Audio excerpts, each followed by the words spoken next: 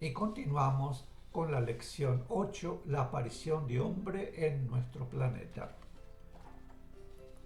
No existe continuidad en las formas de los cuatro reinos, ni la habrá cuando llegue el momento entre el hombre actual y el hombre sutil del futuro. La aparición de la forma humana en la Tierra no fue producto de una progresión ininterrumpida de pequeños pasos, sino de la eclosión producida por la energía transformadora acumulada y en condiciones de actuar que modificó en un sentido determinado la vibración de los genes de las células creadoras, que en algunos casos transmiten y en otros modifican los caracteres de la especie. No todos esos nuevos seres humanos nacidos tuvieron la adaptabilidad suficiente para afirmarse de inmediato. En consecuencia, la nueva especie no proliferó rápidamente, sino que sufrió un proceso de selección natural. Y ese proceso de selección natural produjo, como resultado de la unión procreadora de esos seres primitivos entre sí, el verdadero hombre, hijo de hombre. Voy a repetir de nuevo esta parte. No todos esos nuevos seres humanos nacidos tuvieron la adaptabilidad suficiente para afirmarse de inmediato.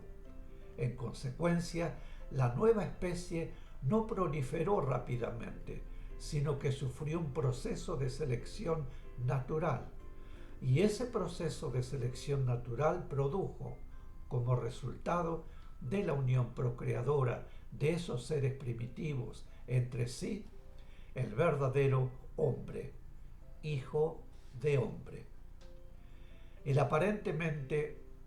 apareamiento de esos primeros seres con los antropoides con los cuales convivían generó seres infecundos que en forma alguna pueden ser considerados como eslabón entre ambos reinos, sino simples accidentes inevitables e inocuos que no perturbaron ni influyeron en absoluto en la formación de la nueva especie, es decir, de la especie humana. No debemos olvidar que la aparición del reino humano en un mundo es algo de suma importancia espiritual y hasta en sus mínimos detalles está dirigida desde lo superior. Actualmente, en nuestro mundo se está trabajando desde lo superior sobre determinados seres humanos para llevar la forma humana en el número necesario y en determinados lugares de la Tierra, al punto de perfección requerido para poder dar comienzo a la acción de una vibración transformadora, que iniciará el proceso invisible de transformación y que culminará con la aparición del hombre sutil en el planeta, aun cuando el prototipo demorará milenios en nacer. Recordemos que la ley de evolución marca los tiempos. En la realidad de la vida sin tiempo, y los milenios solo existen en el tiempo humano. Lo mismo ocurrió en la especie antropoide, utilizada para el nacimiento de la actual especie humana, de la cual se llevó a determinados ejemplares al punto de perfección física que permitiera luego a la vibración transformadora actuar sobre ellos de acuerdo con el plan de evolución. En los primeros seres humanos, la verdadera diferencia con los antropoides radicaba en el aspecto invisible.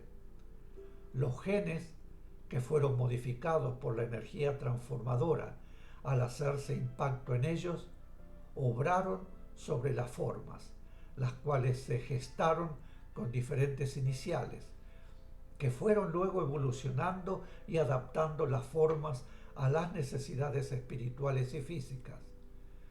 Esas diferencias no radicaban solo en el aspecto netamente físico, sino también en los puntos invisibles ubicados en el cerebro, en el corazón y en otras partes del cuerpo, que constituyen los centros correspondientes al cuerpo mental, al cuerpo emocional, al cuerpo sensorial y que permiten en el hombre la manifestación de la inteligencia, la manifestación de los sentimientos y la manifestación de otra calidad de sensaciones.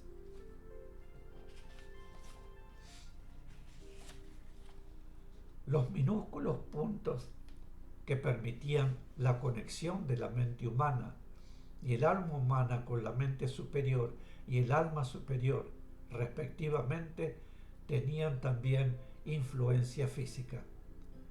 A medida que el ser fue progresando y acentuando su contacto con su mente superior y su alma superior, esos puntos de contacto se fueron haciendo más fuertes y más sensibles y actuaron sobre determinados centros nerviosos que fueron realizando un cambio en las características craneanas y otras que corresponden al humano.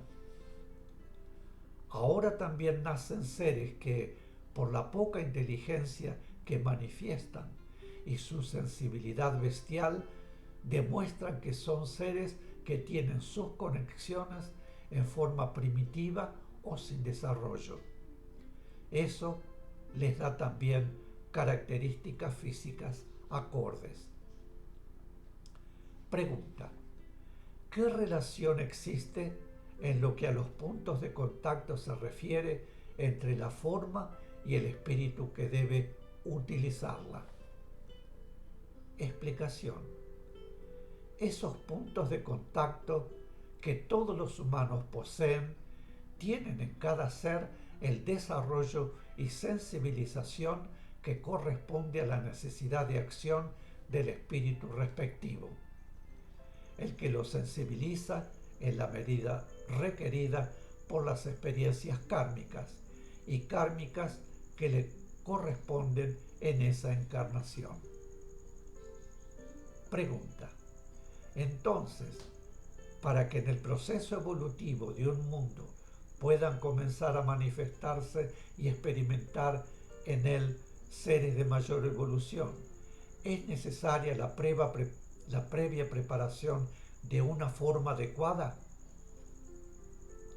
Explicación: lógicamente, porque la encarnación de un espíritu en una materia inadecuada, es decir, que no le permitiera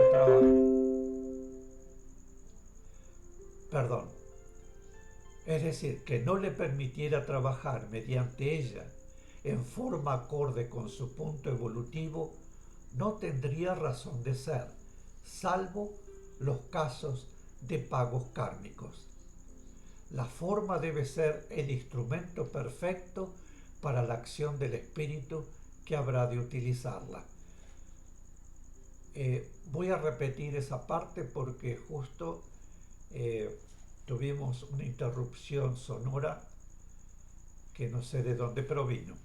Así que le habré de repetir esta parte. Explicación: lógicamente, porque la encarnación de un espíritu en una materia inadecuada, es decir, que no le permitiera trabajar mediante ella en forma acorde con su punto evolutivo, no tendría razón de ser, salvo los casos de pagos kármicos. La forma debe ser el instrumento perfecto para la acción del espíritu que habrá de utilizarla. Pregunta: ¿cómo se afianzó la especie humana en la Tierra?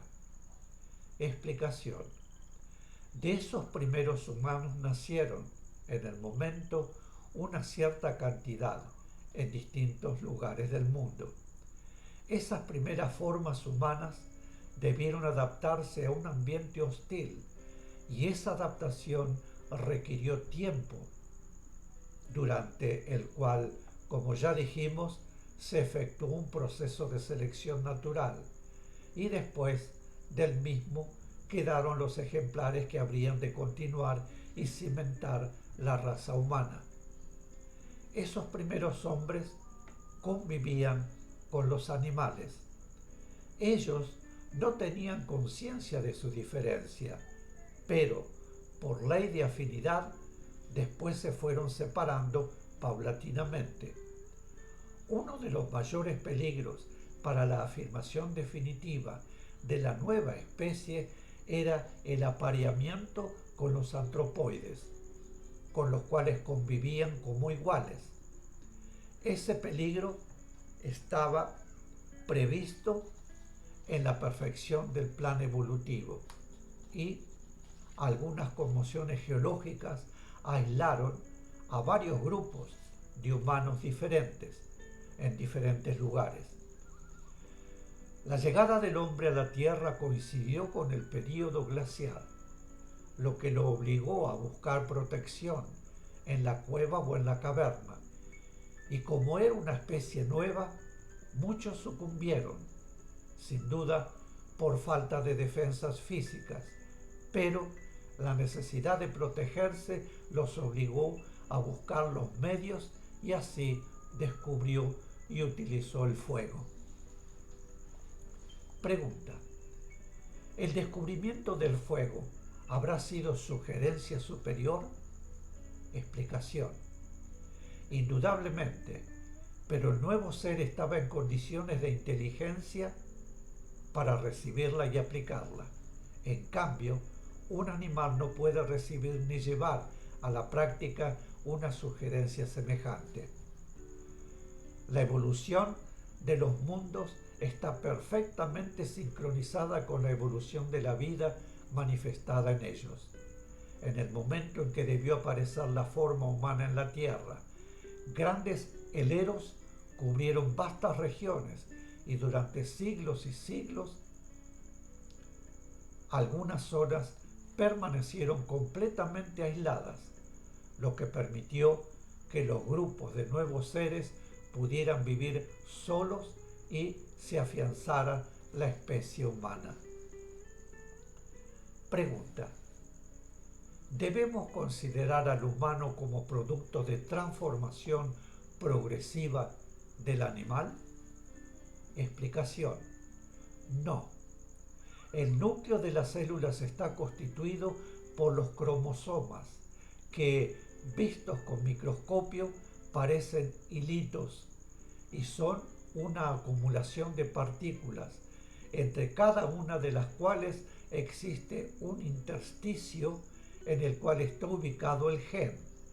El gen es, en el núcleo de la célula, el elemento transmisor de las características de la célula.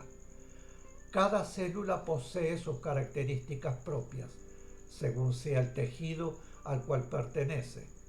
Por ejemplo, célula epitelial, célula muscular, célula ósea.